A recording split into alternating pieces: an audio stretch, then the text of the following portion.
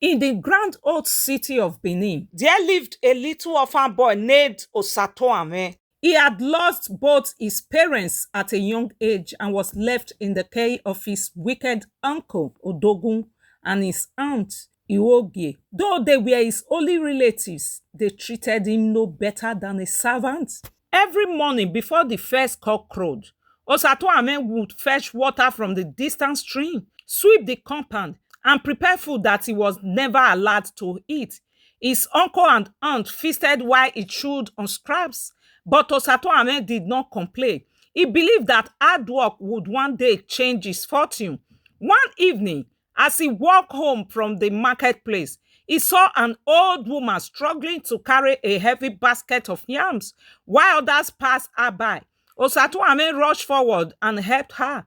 "Thank you, my son," the woman said, smiling kindly. "You have a good heart, and for that I shall reward you." She handed him a small guard covered in strange carvings. "Whenever you are hungry or in need, shake this guard 3 times and say, 'Osanobua, bless my labor,' but use it wisely."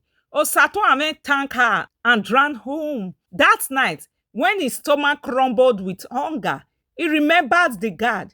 He shook it 3 times and whispered, "Osanobua, bless my labor." Instantly, a delicious meal of pounded yam and egusi soup appeared before him.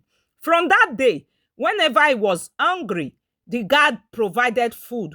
When his clothes tore, it provided new ones. But Osatoame never became greedy. He only took what he needed. It did not take long for his uncle and aunts to notice that Osatoame no longer looked weak and hungry. One night, they spied on him and discovered his secret. "We must take that guard from him," his uncle whispered. The next morning, they pretended to be kind to Osatoame. "Oh, dear nephew," his aunt cooed, "you work so hard. Why don't you take the day off and visit the river?" Osatoame was surprised but agreed.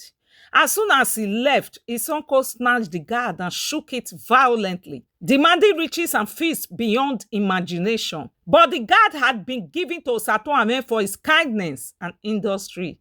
It would not obey greedy hands.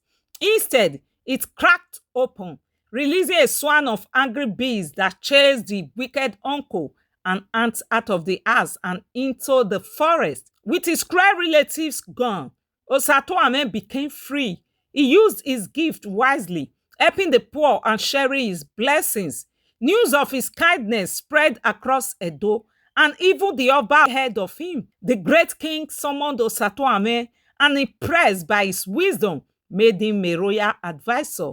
No longer an orphan struggling in hardship, Osatoame grew into a respected and wealthy man, proving that hard work, kindness, and wisdom would always lead to greatness. And so, in the city of Benin, his name became a tale told to every child, a lesson that even in the face of difficulty, industry, and goodness, we always triumph.